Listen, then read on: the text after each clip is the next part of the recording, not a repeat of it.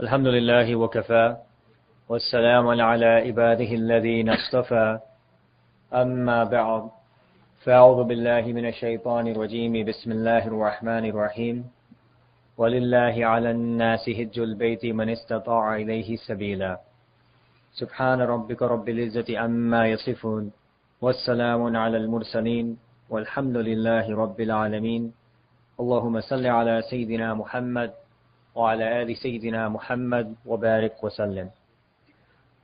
As a recap of yesterday, basically we began a discussion of the days of Hajj and what occurs in that 5 to 6 day period. So remember that on the very first day, you leave for Mina. Remember that basically there's 3 major areas that you need to be familiar with as we go through the Hajj. There's Mina, Muzdalifah, and Arafah. So on the first day you leave for Mina, and once you leave for Mina, basically you're going to pray 5 prayers in Mina. We talked about that in detail yesterday. After the 5th prayer, which will be Fajr, you will then head towards Arafah. Arafah is about 6 miles from Mina. Once you arrive in Arafah, you'll begin your wukuf. Ideally, that wukuf begins by being in the Masjid Namra, listening to the khutbah, and praying 2 prayers together, the Dhuhr prayer and the Asr prayer, each with their own independent iqamah.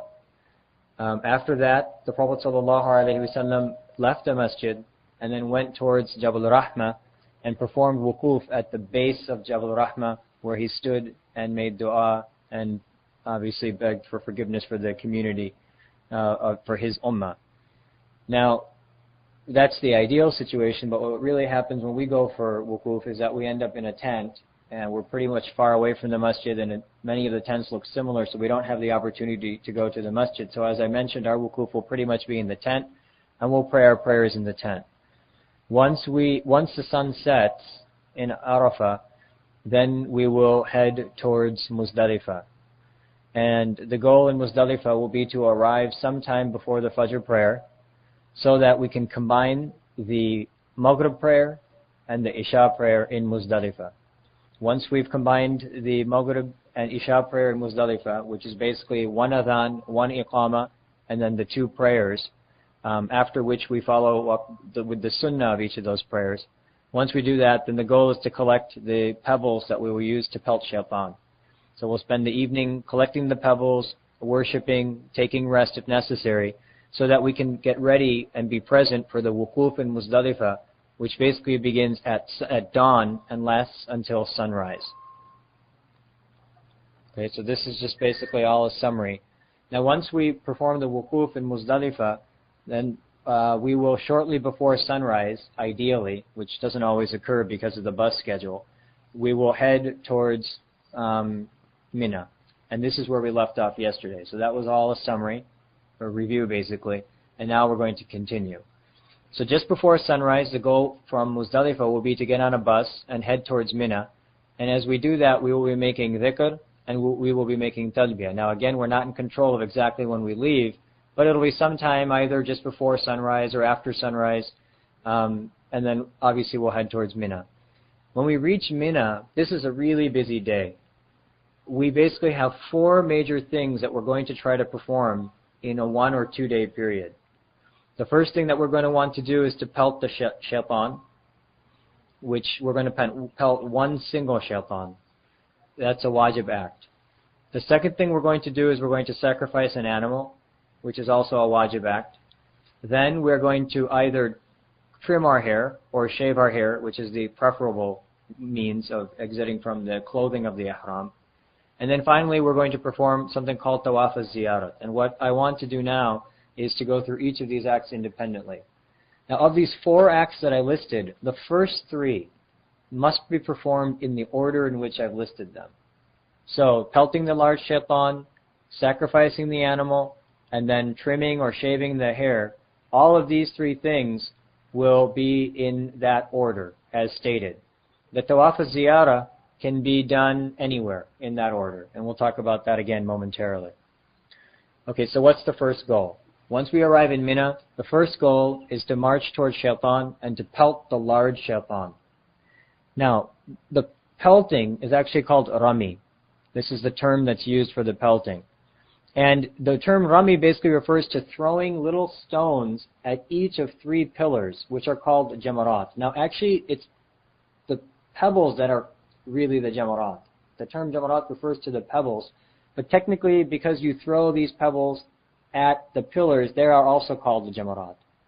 Now these pillars, they're not like the target. You know, you don't have to hit the pillar, and we'll talk about this in more detail. They mark a vicinity in which your stone has to land. And I'll show you this in more detail. The historical significance of this act is that each of these 3 pillars mark a relative vicinity or a general area where shaitan was pelted by Hazrat Ibrahim alayhi salam. Now the story basically is, or the history basically is, I should say, is that Hazrat Ibrahim alayhi salam was actually saw a dream. Inni ara fil manami anni azbahuka. That he saw in his dream that he is sacrificing his son. And so when he saw in his dream that he was sacrificing his son, he went to his son and he approached him and he said, I see this in my dream, what do you say? So his son said, Ya abatif al ma tu'mar, oh my father, do what you have been commanded to do. So both he and his son, they headed towards Mina, where Ibrahim alayhi salam was going to sacrifice his son. Now on the way, Shaitan came at 3 individual spots because Shaitan recognized the power of this act and did not want this act to occur. So at 3 individual places, Shaitan showed up. And at each place where Shaitan showed up, give me 1 second, now I'm recognizing that. Actually, I want to pull up a different file if I can find it.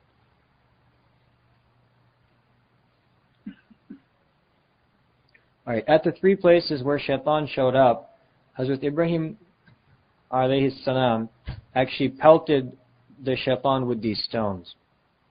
And when he pelted the shaitan with these stones, in each spot, shaitan sunk back into the earth. So these 3 pillars mark those 3 independent spots, where 7 pebbles were casted at shaitan, and shaitan sunk back into the earth. Okay, so the rami is done on several days. And the first day in which the rami is done is actually on the 10th, which is this day that we're talking about currently. What happens on the 10th is that after you arrive in Mina, coming from Muzdalifah, you then take your pebbles with you and you march towards the shaitan with the goal of pelting the large shaitan. Now there's actually 3 individual pillars. You're going to pelt the large one. How are you going to know which one is the large one? It's the one that's located furthest from Masjid Khayf. Now, there's a big masjid called Masjid Khayf, and actually you're going to have a map when you're in the tents. They give you a map, and it's very clear where you're going, and you'll know what you're aiming for. And it'll be obvious because everybody will be at that single pillar, so you'll be able to tell which one you need to pelt. But it's the one that's located farthest from this masjid called Masjid Khayf, which you'll see when you're on your way there. And this is the only shaitan that we're going to pelt on this day. So it's bid'ah to pelt the other shaitans on this day. There's 3 pillars, but we're only going to pelt 1. Now, this rami on the 10th actually has a very restricted time period. This pelting has to occur somewhere between the dawn on the 10th day to the dawn of the 11th day. So there is a 24-hour window in which a haji has an opportunity to complete this pelting. And if they miss it, they're going to owe a dam. Now, within that window, there are sub-windows of time in which it's either makruh, sunnah, or mubah to pelt. So, from dawn to sunrise, that's makruh. From sunrise to zawal is the sunnah. Okay? Zawal means the zenith, the peak, when the sun peaks.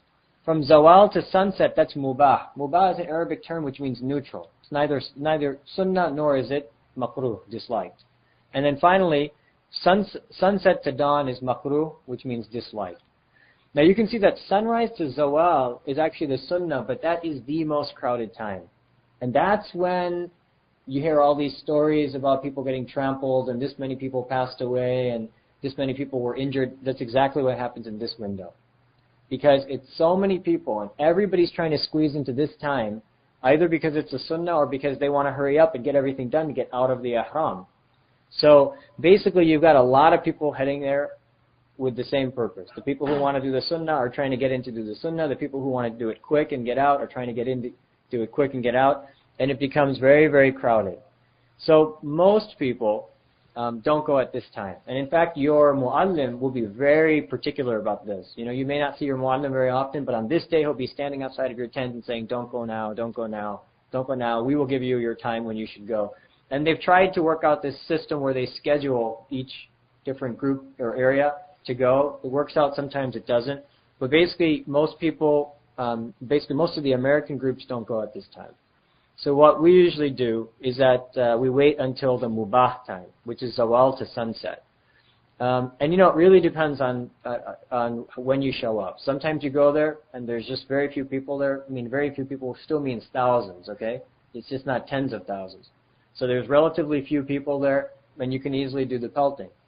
Some people, basically, some ulama have argued that although sunset to dawn is makruh, that actually is the best time because it's the safest time. So it really depends on the scholar that you're with. For women, for sick people, and for the disabled, there is no such thing as a makruh time. They can do it any time within this window, so long as they confirm that it's safe for them to do so. Okay? So this is basically the pelting on the 10th day. Now this is basically what it looks like. There's 3 individual pillars, and they're about 150 meters from each other. And on the first day, you're only going to pelt the large one, which is the one that's furthest from the masjid. And it looks exactly like this. Look at the picture on the top. Do you see, first of all, there are that many people, okay? It's that crowded. And then do you see the pillar? And then do you see the wall around it, okay? The goal is to get the stone in that circle. Actually, that's not the goal. You have to get the stone in that circle. So you aim for the pillar, but you don't have to nail the pillar. You just have to get it someplace in that circle. You're aiming for the pillar, and the stone needs to fall in that circle. So keep that in mind. Now, how are you going to do this pelting? You're going to stand and you're going to face the large shaitan. Ideally, the masjid will be on your right, and Mecca will be on your left. Then you're going to take your pebbles, and one at a time, you're going to hold the pebble like this, between the index finger and the thumb of the right hand. Okay? And then you ideally should raise the hand about this high, and you should take the stone and you should pelt at that pillar so that you land in that circle. And when you throw, you're going to say, Bismillahi Allahu Akbar. Okay? And actually there's another dua that people say, Raghman lish-shaytan waridan lir-Rahman. You know, basically what you're saying is that this is a disgracing of shaitan, and a pleasure for ar-Rahman. It's a means of pleasing Allah subhanahu wa ta'ala. So that's what should be done. Now, all of that takes a lot of time, to raise your hand like this, and to actually aim and say these du'as and stuff, and you really don't have that much time. So what you're really going to be doing is just basically Bismillah, Allahu Akbar, Bismillah. You're going to do them as fast as you can. Because you're really pressed in there. You get in there, you do it, and you want to be able to get out. Now, once you throw that first pebble and you hit that area, the talbiyah of Hajj ends. So all this talbiyah, labbaik, Allahumma labbaik, it's done. You will no longer say that through the rest of the Hajj. So that's a very major milestone. The talbiyah ends. Now again, as I mentioned, the pebble has to hit that pillar, or it has to fall within the area of that pillar surrounded by the wall. So it's got to fall in that circle. And every pebble has to be independent. You can't take all 7 and just throw them. Each throw basically counts as 1. Now, 4 of the 7 pebbles have to be done properly for the rami to occur, otherwise you incur a dam. It will not have counted. So of the 7 pebbles, you have to score with 4 of them. Otherwise, you didn't do it. So it means that of those 4, they have to be a single throw, and it has to land within that area. Once 4 have landed, then you've at least obtained the rami. If all 7 occurred, then you're fine. If it's someplace between, let's say, 5 or 6, then for every one that you missed, you have to give a little bit of sadaqah. So that's something that we'll talk about later, but you have to give a little bit of sadaqah. There is no dua to be made after pelting the large shaitan. So you won't make any dua, you simply pelt, and you'll step away. Okay, now there's a couple practical points that I want to mention that aren't here, and then I'll talk about what's on this slide. One thing that you have to a few things you should recognize. Number 1 is that if you drop your stone, you do not go to pick it up. If you go down, you're not coming back up. It's that crowded. Whoever bends down, they're gone. You'll get trampled, you'll get bumped, you just will not, it's very hard to stand back up, and that, the whole crowd is moving as a sea. It's just an ocean of people moving together. You have no control over your movement. You just go in the wave, and then you get thrown back out, as people are coming in and they're coming out. It's that much crowd. So if you drop a pebble or you drop all your pebbles, you let them go, get out, and then worry about taking care of it some other way. You'll go back to your group and maybe somebody has extra pebbles, etc. Okay, that's one thing. The second thing is that if your shoes go, you don't try to get them. You'll see that if you go there, when you're pelting, the whole floor is full of shoes. Shoes are lost, well, for two reasons. One, shoes just fall off, and you can't even stand because it's so slippery, because you're standing on these shoes and there's no good grip. And you'll see there's these big tractors that come in, and they just create they push up all the shoes every so often, and there's a huge mountain of shoes. That's how many shoes get lost. But you never go down to get your shoe, because if you go down, you're not coming back up. Okay, the other thing that you see at this place is that now people basically, they want to take revenge for a lifetime worth of headache from shaitan. So they're not content with these stones. They want much more. So they start taking off their shoes, they start taking everything, bottles, whatever they can throw to get him for what's been done. But what you have to understand is that actually that the biggest detriment to shaitan is the little stone. Because the little stone is the sunnah. And the worst thing that the thing that is most disgracing to shaitan is the throwing of the stone, because it's the sunnah, and the sunnah is what disgraces shaitan. So no matter what else you throw, you're not going to be able to disgrace shaitan the way that the stone does, because that's the sunnah. Alright. Now, if an individual, anybody who can get to the jamarat must go there. So it doesn't matter if you're scared or you saw this thing on CNN last year and you don't want to go, you have to go. So you have to pick a time that you feel is safe, or someone tells you is safe, but you have to go yourself if you can go. If you can't get there, what we mean by can't get there, meaning you cannot walk whatsoever, and there's absolutely no transport, then you can send a proxy. Or if you're extremely sick, you can't even stand, really sick, then you can send a proxy. What does a proxy mean? Basically, you say to your friend, here are my 7 stones, throw yours, and after you throw yours, make niyyah and throw mine. Crowding is not an excuse. Being scared is not an excuse. You can go there and you can find a time where you'll be able to do it. So basically, keep these few rulings in mind as you think about the Rami. Once the Rami is completed, now you have to go and sacrifice an animal. It's very similar to exactly what Hazrat Ibrahim alayhi salam was doing, right? He was heading towards there, shaitan popped up, he threw the stones, shaitan fell back in the ground, and then he continued and then proceeded with the sacrifice of his son. Although obviously Allah subhanahu wa ta'ala exchanged his son with an animal. So it's the exact same thing. You finished your pelting of shaitan, so now you're going to go and you're going to sacrifice an animal. This sacrifice of an animal is called dam shukr. Alright? It is a sacrifice that's done out of thankfulness. And what's the thankfulness? The thankfulness is that you were given the ability to do both umrah and the Hajj in this period of time.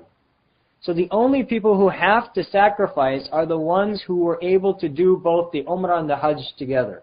So the person who does Hajj Qiran, because they did them both in one ihram, and the person who did Hajj Tamattu, because they did them both in 2 ihrams. Both of those people, they must offer a sacrifice. If somebody did ifrad, in which they only did the Hajj and they did not do the umrah, then they don't have to sacrifice. It's mustahab, but they do not have to sacrifice. Now this sacrifice is different than the sacrifice that we do every year for Eid. That Eid sacrifice that we do, when it's Eid al-Adha and we offer a sacrifice, that Eid sacrifice, which is called a qurbani, is wajib on every individual and is a separate sacrifice.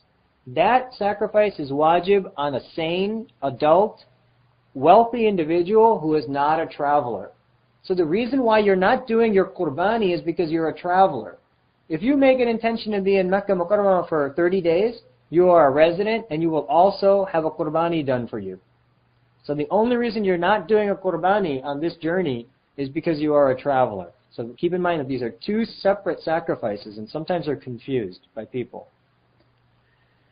Alright, now the animal that is sacrificed has to meet certain legal requirements. And we're not going to go into those legal requirements because really you don't have much of a choice. The government arranges for the animals, and they know what the requirements are, and they'll fulfill the requirements for you. You don't have much of a choice. You'll sacrifice either a goat or a sheep, which covers yourself, or you may take one share in a cow, which would cover 7 people. So 7 people might get together and sacrifice one cow. The ideal situation is that you slaughter the animal by your own hand. That's the ideal situation. If it's not possible, then it's still mustahab to watch your animal be sacrificed.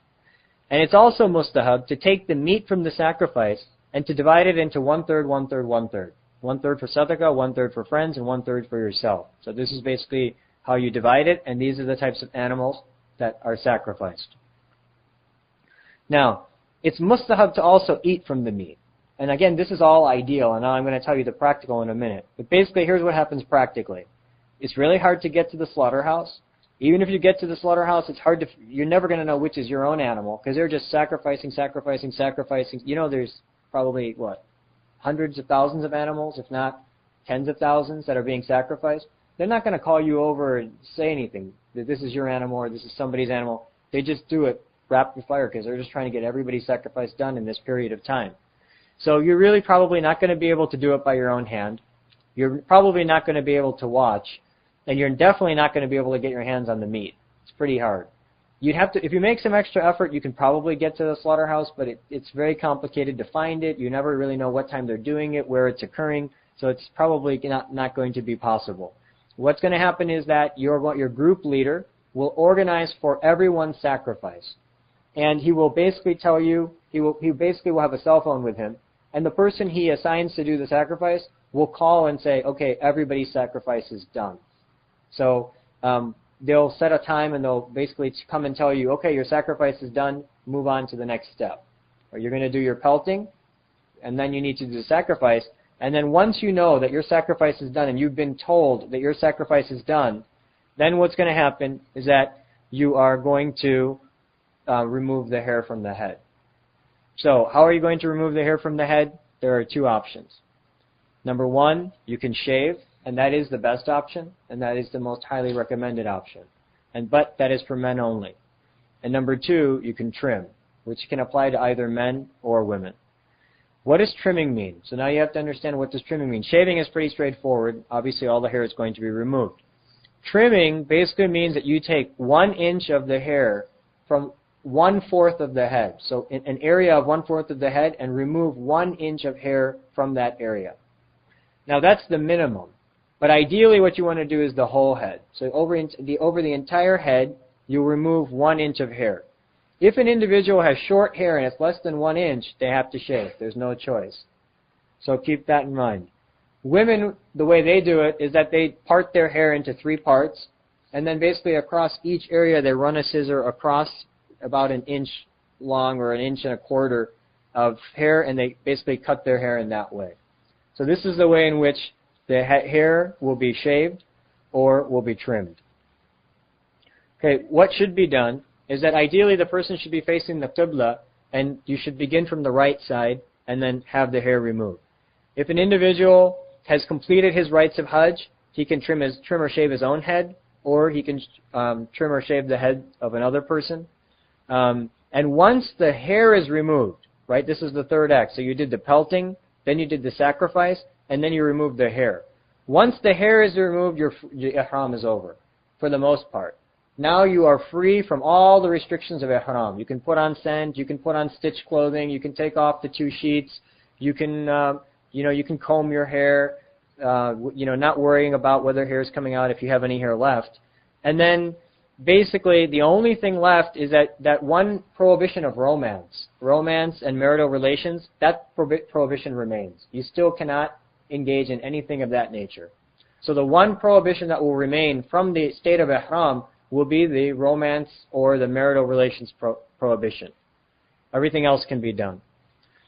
So now the 4th thing you're going to do is called tawaf ziyarah. Tawaf ziyarah basically means that you go back to Mecca Mukarramah and you perform a mandatory tawaf. Now this is one of the 3 mandatory pillars of Hajj. Remember what the pillars were? Being in a state of ihram, showing up in Arafah for within that time window, and then this tawaf ziyarah. These 3 things, they have to be there for the Hajj to occur. So you're going to return to Makkah Mukarramah, and you're going to perform tawaf. And this tawaf has to be done sometime between dawn on the 10th to the sunset of the 12th. Now remember, tawaf ziyarah can be anywhere. You could do it first and then come back and do the pelting and then do the sacrifice and then trim or shave your hair. So ideally, you want it to be the last act, but it can be done anywhere. If you delay past the 12th, the sunset of the 12th, then you end up taking a penalty and you owe a dam. So you have to sacrifice an extra animal for delaying it. The only people who have an excuse to delay in which they will not have a dam is a menstruating woman. She is not allowed to perform tawaf, so she will have to wait until her cycle is over, and then she will then perform the tawaf and will have no penalty on her, despite the fact that she may have had to delay it past sunset of the 12th. Alright, again, as I mentioned, the tawaf ziyarah can be performed before, after, or in between the sequence. And the sequence is what? Rami, Nahar, Halaq, or Qasr. Those three acts have to be in order. Alright, but the sunnah is to do it at the very end, after shaving the head. If you happen to perform tawaf ziyarah early, let's say you do the Rami, and then you're waiting for your sacrifice, and your group leader says, look, it's going to be another day, that the slaughterhouse closed and they couldn't get ours done. You can go back to Mecca Mukarramah and you can do your tawaf, but you will still, nothing will change about your ihram. Your state of ihram will remain. You will not be able to get out of that state until you complete the shaving of the head. So that's another important point to keep in mind. Tawaf ziyarah happens to be one of those tawafs that's going to be followed by sa'i. So you need to perform sa'i after tawaf ziyarah. You're going to perform the tawaf exactly as we described in the Umrah lecture. So the whole same thing about finding the black stone, moving a little bit to the right of it, facing the Kaaba, making your niyyah, exposing your right shoulder because there's going to be sa'i afterwards, and then basically lining up with the stone but facing your chest towards the black stone, with your feet in the direction of the flow, and then saying Bismillahi Allahu Akbar. Everything that I mentioned in the Umrah lecture, all of that applies to this tawaf.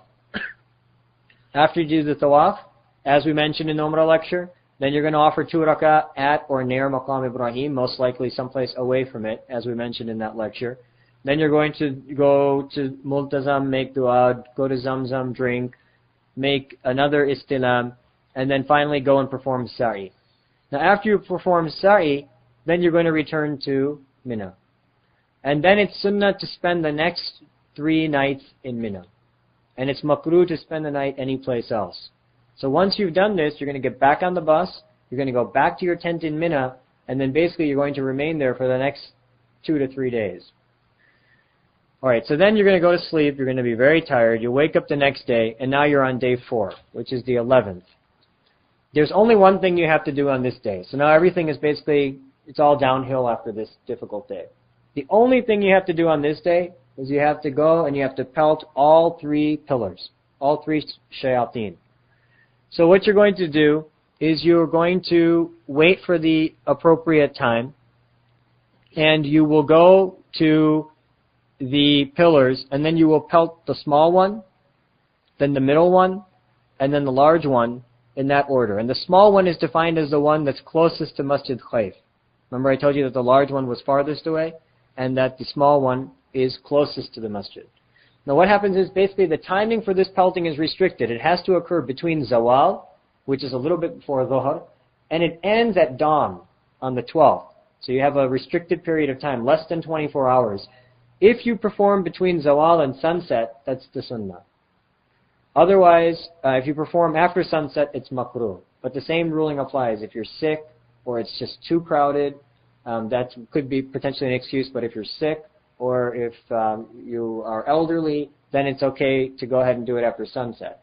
Usually if you go right before sunset, let's say like after Asr but before Maghrib, it's relatively less crowded at that time because people try to do it as early as possible. Okay, what's going to be the method? There's a little bit of difference here, so you need to know the details. But basically you're going to start with the small jamarat, the small pillar. And what you're going to do is the same manner. You hold it between the index finger and the right thumb. Bismillahi Allahu Akbar, throw the stone. 1, 2, 3, keep throwing it. You're going to throw 7 of them. Once you've done the small jamarat, then you're going to move away. You're going to face the qibla.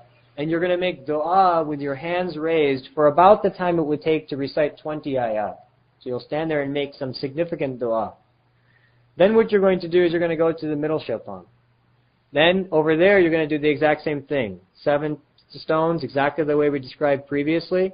Then you're going to come back out, and then you're going to face the qibla, and you're going to make dua for about the time it would take to recite 20 ayat. Then you're going to go to the large shaitan. There you're going to pelt, but you're not going to make dua after pelting that shaitan.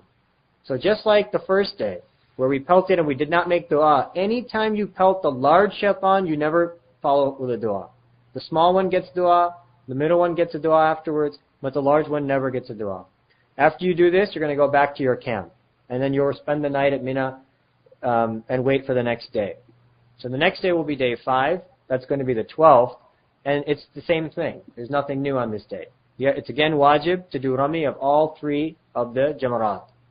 Same thing as day 4. Exact same rulings. The only thing you have to keep in mind on day 5 is that now on day 5 you have a choice. You can pelt and go back to Mecca Mukarramah, or you can pelt and go back to your tent. Now if you pelt and go back to your tent and you do not leave Mina before dawn of the 13th, then you're locked into doing one more set of jamarat. Alright? So you basically have, after your pelting, which is going to be sometime between zawal, right, because it's the same timing, zawal to dawn, after your pelting, if you stay in Mina and the dawn falls upon you, meaning you see the 13th day, you are now locked in to repelt all 3 shayateen. If you leave before that, that's fine, then you do not have to pelt on the 13th day. So the sunnah is to actually pelt on the 13th day, and so many groups will actually stay and pelt for that day as well. The 13th day, which is day 6 of the Hajj, the 13th of Dhul-Hijj, right, which is day 6 of the Hajj. Basically, Rami is of great merit on this day, but it's not wajib, as I mentioned. If you happen to go back to Makkah Mukarramah or leave from Mina, you don't have to do it.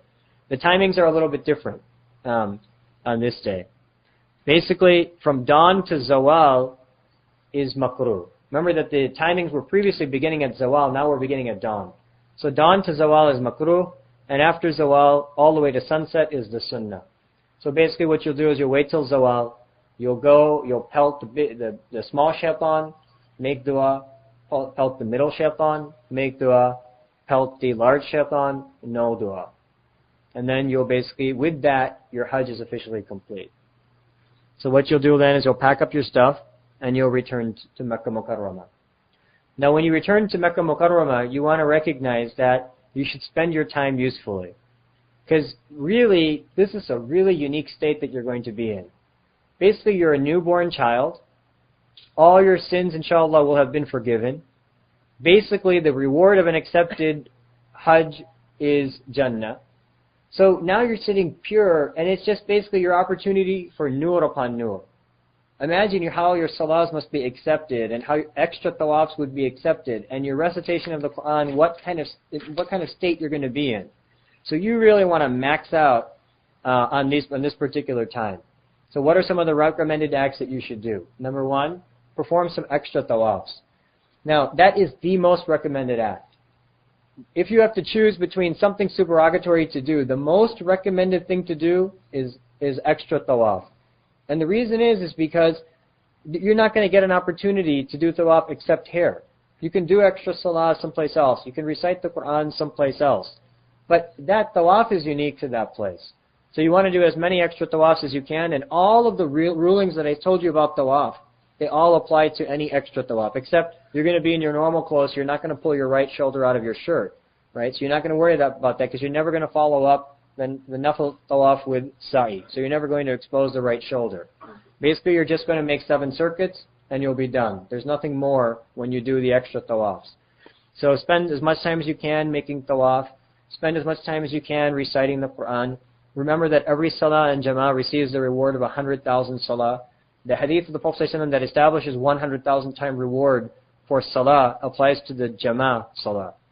So you want to make sure, obviously, that your prayers are in jama'ah. These are some obvious things. Now, once the 13th day passes, the 13th of Dhul-Hijj, you can go ahead and perform Umrah as well. Remember that in the whole year, there are only 5 days when Umrah is disliked, right? In which time you basically cannot perform Umrah. And those are the days of Hajj. So once the 13th day completes, you now have the opportunity to perform extra Umrah if you want. Now remember, you're sitting in the Haram, and you are in your normal clothes. And in order to perform Umrah, you have to re-enter Ihram. So if you want to re-enter Ihram to perform Umrah, you have to leave the border of the Haram, which is, the closest place is Masjid Aisha. So you'll basically go to a taxi driver, take your Ihram with you, and say, please take me to Masjid Aisha and bring me back. So they know everybody does this. It's a routine thing. So they'll tell you, this is however many riyals it's going to cost you to go. You're basically going to get in the taxi. He'll take you all the way. Over there they have showers, and there's a masjid as well, a very beautiful masjid actually. So you'll go there, you'll take a shower, you'll put on your ihram, you'll go into the masjid, you'll pray your 2 rak'ah, you'll face the qibla sitting, you'll make your niyyah for umrah, and then you'll recite the talbiyah, labbaik Allahumma labbaik, and now you are locked into the ihram. And you are ready to perform your umrah. Then the taxi will actually be waiting for you outside. He'll bring you back. The driver will bring you back. And then you can perform the umrah with all the details that we mentioned in the umrah lecture. So if you want to perform extra umrah, that's fine.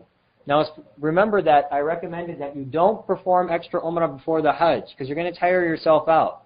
So if you get there a few days early, before the days of Hajj, don't start performing umrah upon umrah. You're going to get tired. You want to save your energy for the Hajj.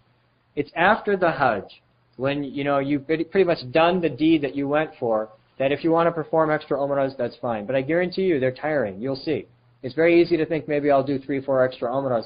Even one is very tiring. This is not a small act. It's not just about walking around a square building. You're walking around the house of Allah, and there is a lot of emotion, and there's a lot of spiritual effect that occurs to that, and it really tires out an individual. Okay, the very final thing that you have to do in order to fulfill the rites of Hajj is called tawaf wida. Tawaf wida means the farewell tawaf. What's the farewell tawaf? This is a wajib tawaf for any type of Hajj, whether you did qiran, tamattu' or ifrad. Whichever Hajj you did, this is a wajib tawaf that you do basically right before you leave Mecca Mukarramah, sort of to say goodbye to the Kaaba, and basically to thank Allah subhanahu wa ta'ala one final time for allowing you this great opportunity. It is wajib, and it's performed any time after tawaf ziyarah. So let's say that you're in a rush and you have to get on your plane, and you just have enough time to make tawaf ziyarah. Then what you'll do is you'll just go around, make tawaf ziyarah, complete your sa'i, and come right back and make tawaf wida. It can be that quick after tawaf ziyarah. But really what you want to do is you want to delay it till pretty much the last thing before you leave. Now when we say last thing before you leave, it doesn't mean the bus is waiting for you and you're running back and you're just quickly doing it. We mean that basically towards the end of your trip. And some people have this misconceived notion that once I perform tawaf ziyarah, I can't go near the masjid anymore because I've already said bye, so I can't go back. That's not the case, okay? You can still re-enter the masjid. You can still go back there to pray any salah that you have to pray. You can even go back and perform additional tawaf if you want. Sometime towards the very end of your journey, when you can do so comfortably, not when you're worrying about the bus taking off without you, you basically go back and you perform this tawaf. And that's going to be your tawaf ziyarah. If you miss it, you owe a dam. You owe a penalty because you missed a wajib. If there is a woman who is menstruating and she's not able to perform the tawaf, she can be exempted from this tawaf, and she does not have to worry about making it up, and she does not owe a dam. There is no ramal in this tawaf, so you're not going to do that marching action for the first 3 rounds, and there is no sa'i after it. This is just simply a tawaf without a sa'i. And basically I think I covered all the other points on this slide. So with that, basically that concludes all the details of the Hajj.